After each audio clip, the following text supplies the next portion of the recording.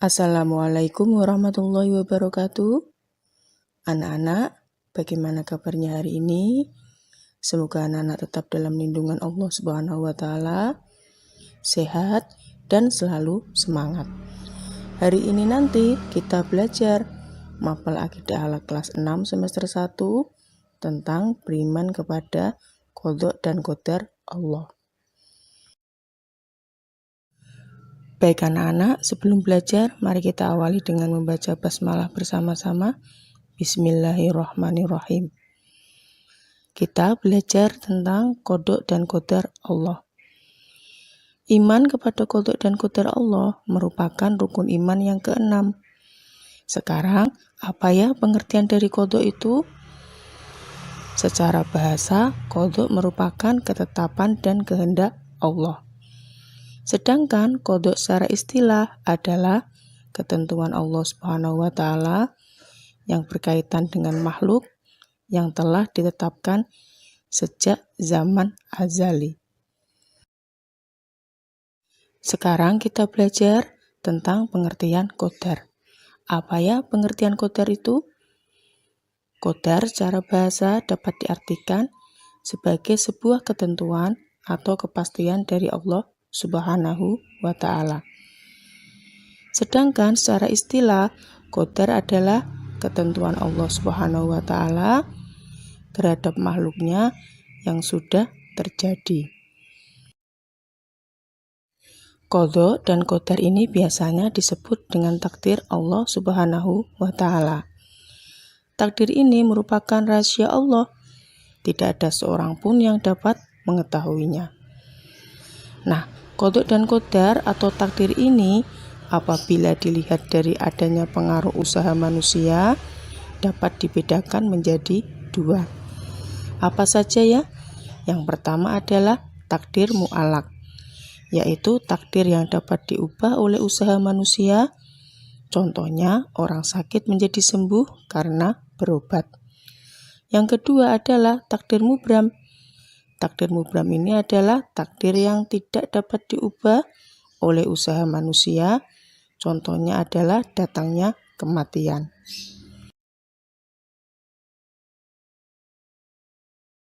Apa saja ya contoh perilaku beriman kepada qadha dan qadar Allah? Mari kita belajar satu persatu tentang contoh perilaku beriman kepada qadha dan qadar Allah. Nomor 1, contoh perilaku beriman kepada qadha dan qadar adalah yakin bahwa qadha dan qadar itu berasal dari Allah Subhanahu wa Ta'ala. Yang kedua, contoh perilaku beriman kepada qadha dan qadar Allah adalah pemahaman yang benar mengenai qadha dan qadar akan melahirkan pribadi yang mau berikhtiar dalam meraih sesuatu. Sedangkan contoh perilaku beriman kepada qadha dan qadar yang nomor 3 adalah kita tidak boleh sombong apabila berhasil meraih sesuatu. Karena semua itu bukan semata-mata atas usaha kita sendiri, melainkan atas kehendak Allah Subhanahu wa Ta'ala. Kalau kita sudah beriman kepada qadha dan qadar Allah, apa ya hikmah yang dapat kita ambil dari beriman kepada qadha dan qadar Allah itu? Mari kita belajar satu persatu tentang hikmah beriman kepada qadha dan qadar. Hikmah beriman kepada qadha dan qadar Allah yang pertama adalah kita selalu bersyukur atas semua pemberian Allah Subhanahu wa Ta'ala. Sebab kita percaya bahwa takdir Allah merupakan ketetapan yang terbaik bagi seluruh makhluknya. Yang nomor 2, hikmah beriman kepada qadha dan qadar adalah selalu rendah hati bahwa segala sesuatu yang terjadi itu semua berkat kehendak Allah Subhanahu wa Ta'ala.